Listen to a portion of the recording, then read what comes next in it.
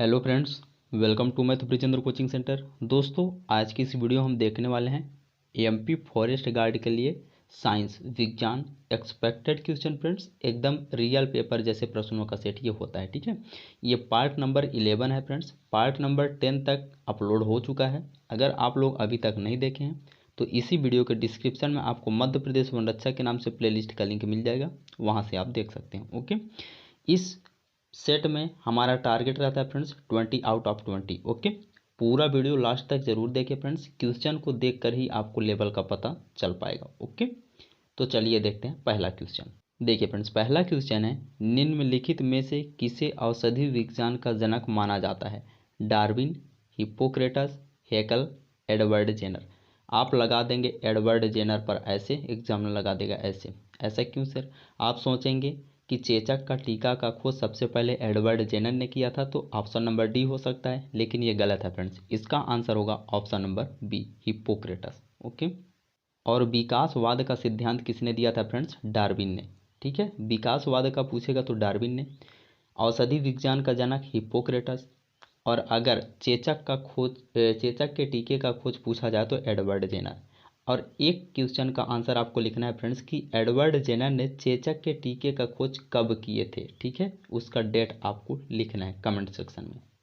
Next question है dear friends कि आपबाउ के सिद्धांत में आपबाउ शब्द का अर्थ क्या है? संरचना, उत्सर्जन, वैज्ञानिक नाम, स्पेक्ट्रम। इसमें भी आप कंफ्यूज होंगे फ्रेंड्स। आप सभी बहुत सारे स्टूडेंट्स आप ऑप्शन नंबर सी देते होंगे, जो कि गलत है फ्रेंड्स। इसका आंसर होगा ऑप्शन नंबर फर्स्ट, संरचना। इसीलिए तो मैं आप लोगों के लिए इस तरह से क्वेश्चन लेके आता हूँ फ्रेंड्स, टॉप सेलेक्टेड क्वेश्चन। ठीक है, इसीलिए बोलता हूँ कि वीडियो को लास्ट तक जरूर देखिए फ्रेंड्स। सभी प्रैक्टिस सेट देखिए, आपको बहुत कुछ सीखने को मिलेगा जो आपके एग्जाम के लिए बहुत इंपॉर्टेंट है। Okay dear friends, next question है फ्रेंड्स कि निम्नलिखित में से तत्वों का कौन सा समूह उनके बढ़ते धात्विक चरित्र के क्रम में लिखा गया है? अब देखिए, जो पीरियोडिक टेबल होता है फ्रेंड्स, ठीक है, तो इस पीरियोडिक टेबल में अगर आप ऊपर से नीचे आएंगे फ्रेंड्स, ठीक है, क्या ऊपर से नीचे आएंगे तो धात्विकता बढ़ती है। ठीक है, और अगर आप बाएं से दाएं जाएंगे तो धात्विकता कम होती है। ठीक है, तो चलिए सजा लेते हैं फ्रेंड्स।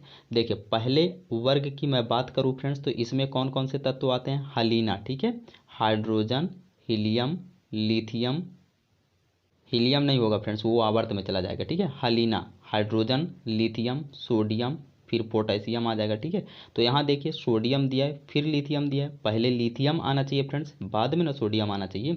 ऑप्शन नंबर फर्स्ट आपका गलत हो गया। ठीक है, सेकेंड देखिए फ्रेंड्स, कार्बन, ऑक्सीजन, नाइट्रोजन दिया है। ठीक है, तो कार्बन कहाँ होता है? यहाँ होता है, फिर ऑक्सीजन होता है, फिर नाइट्रोजन होता है फ्रेंड्स। तो देखिए इसमें क्या बढ़ते हुए क्रम में इधर से इधर जा रहा है, ये तो धात्विकता घटते हुए क्रम में है फ्रेंड्स। ठीक है, थर्ड ऑप्शन देखिए, magnesium, aluminium, silicon.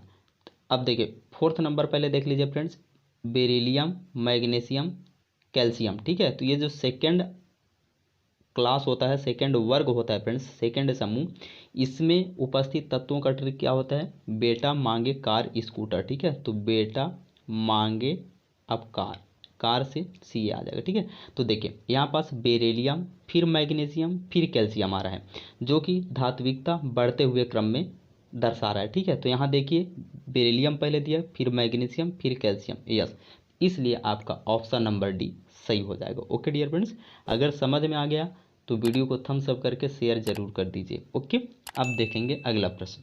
Next question है डियर फ्रेंड्स कि निम्नलिखित में से कौन सा रोग यौन संचारित नहीं होता है? बोला जा रहा है कि सेक्सुअल डिजीज कौन सा नहीं है? Syphilis, hepatitis, AIDS, सुजाक।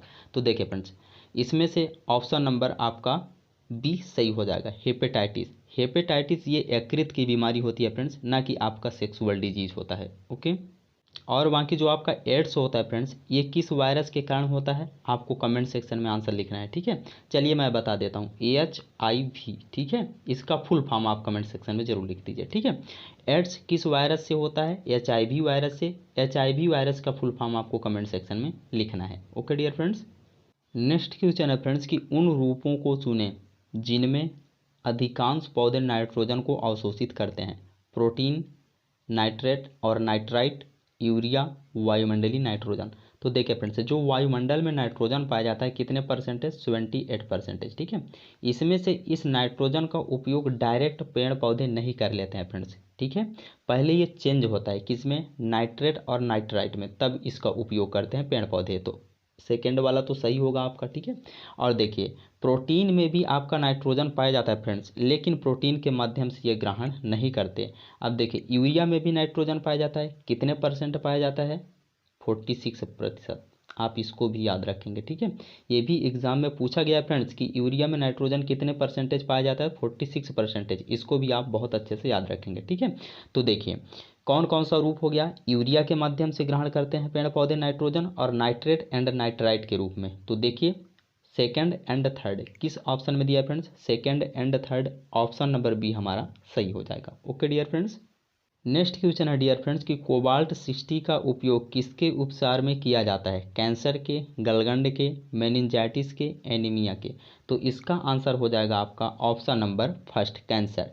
अब कैंसर किसे कहते हैं फ्रेंड्स, देखिए कोशिकाओं का अनियमित रूप से वृद्धि होकर के एक गुच्छा का निर्माण कर लेना क्या कहलाता है, कैंसर कहलाता है। ओके, अब देखिए गलगंड बीमारी को ठीक करने के लिए किसका प्रयोग किया जाता है फ्रेंड्स, आयोडीन 131 का प्रयोग किया जाता है। ठीक है, किसका, आयोडीन 131 का प्रयोग किया जाता है। ठीक है फ्रेंड्स, अच्छे से याद रखेंगे, ये भी क्वेश्चन पूछा जाता है एग्जाम में। ठीक है, और मेनिंजाइटिस जो ये रोग होता है फ्रेंड्स किससे संबंधित होता है, मानव मस्तिष्क से। ठीक है, एनीमिया रोग क्या कहलाता है फ्रेंड्स, एनीमिया रोग कब होता है, इसका कारण क्या होता है, लोहे की कमी के कारण एनीमिया हो जाता है, AFE। ठीक है, आयरन की कमी के कारण एनीमिया हो जाता है। ठीक है, एक क्वेश्चन का आंसर आप सभी को यहाँ पास देना है फ्रेंड्स कि जो हमारे बॉडी में आयरन पाया जाता है आप सभी लोग जानते हैं, यस सर, AFE तो पाया जाता है। ठीक है, लेकिन इसका कौन सा रूप पाया जाता है फ्रेंड्स, AFE पाया जाता है कि AFE प्लस पाया जाता है कि AFE माइनस पाया जाता है, इसका आंसर आपको कमेंट सेक्शन में लिखना है। मैं क्या पूछ रहा हूँ फ्रेंड्स, हमारे बॉडी में आयरन पाया जाता है, आप सभी लोग जानते हैं। ठीक है, अब मैं ये पूछ रहा हूँ आपसे, क्वेश्चन मेरा ये है फ्रेंड्स कि जो हमारे बॉडी के अंदर आयरन पाया जाता है वो किस फॉर्म में पाया जाता है, AFE फॉर्म में पाया जाता है कि AFE प्लस फॉर्म में पाया जाता है, कि प्लस आयन के फॉर्म में पाया जाता है, कि AFE माइनस आयन के फॉर्म में पाया जाता है, इसका आंसर आपको कमेंट सेक्शन में लिखना है। ठीक है, नेक्स्ट क्वेश्चन है डियर फ्रेंड्स कि किसी तत्व का परमाणु क्रमांक 13 है और उसकी द्रव्यमान संख्या 27 है। इन परमाणु में क्रम से इलेक्ट्रॉन, प्रोटॉन, न्यूट्रॉन की संख्या का सही क्रम क्या है। बहुत इंपॉर्टेंट क्वेश्चन है फ्रेंड्स, और इसमें आपको बहुत सारे कंसेप्ट सीखने को मिलेंगे। देखिए मान लीजिए कि ये एक परमाणु है। ठीक है, अब बोला जा रहा है कि इसका परमाणु क्रमांक कितना दिया है, आप बोलेंगे सर 13 दिया है। ठीक है, तो ये पहली कक्षा हो गई, दूसरी कक्षा हो गई, और ये तीसरी कक्षा हो गई। ठीक है, ध्यान से समझिए फ्रेंड्स, मैं फिर से बना देता हूँ अच्छे से। देखिए ये पहली कक्षा हो गई, ठीक है, ये दूसरी कक्षा हो गई, ठीक है, ये तीसरी कक्षा। तो देखिए इसमें कितने इलेक्ट्रॉन, इसका पहले हम इलेक्ट्रॉनिक विन्यास निकाल लेंगे। तो पहले कक्षा में 2 आ जाएंगे, फिर 2 8, फिर क्या आएगा 8 आएगा फिर। ठीक है, तो देखिए 13 है ना, तो 2 और 8 10 हो जाएगा, तो बचेगा कितना 3, तो लास्ट में कितना आ जाएगा 3 आ जाएगा। बोले तो तीसरी कक्षा में कितने होंगे, 3 होंगे।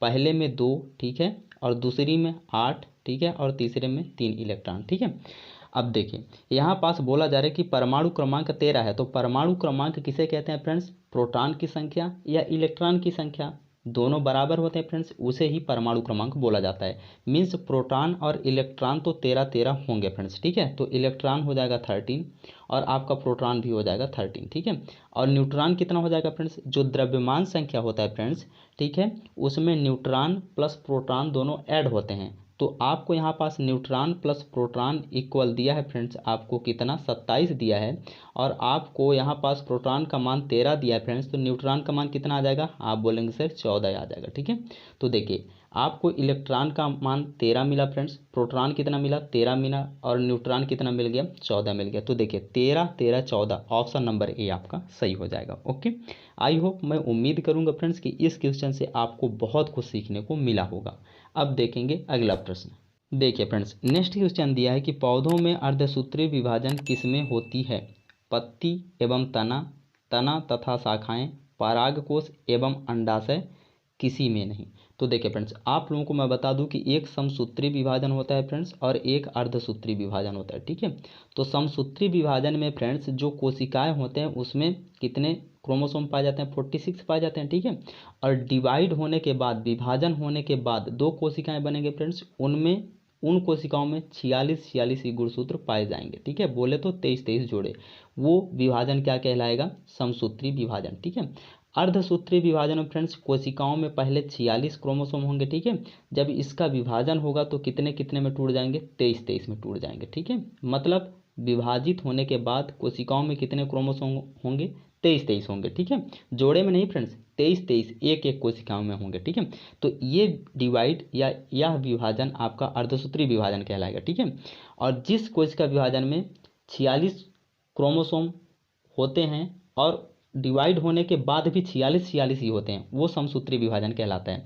अब बात यहाँ आती है कि अर्धसूत्री होता किस में है और समसूत्री किस में होता है, ठीक है। तो देखिए, जो भी रिप्रोडक्शन में भाग लेने वाले एग एंड स्पर्म, शुक्राणु और अंडाणु में, इनमें केवल अर्धसूत्री विभाजन होता है फ्रेंड्स, और बाकी सभी कोशिकाओं में समसूत्री विभाजन होता है। उसी प्रकार से पेड़ पौधों में भी फ्रेंड्स परागकोश और अंडाशय में केवल अर्धसूत्री विभाजन होता है, बाकी सभी जगह क्या होता है, समसूत्री विभाजन।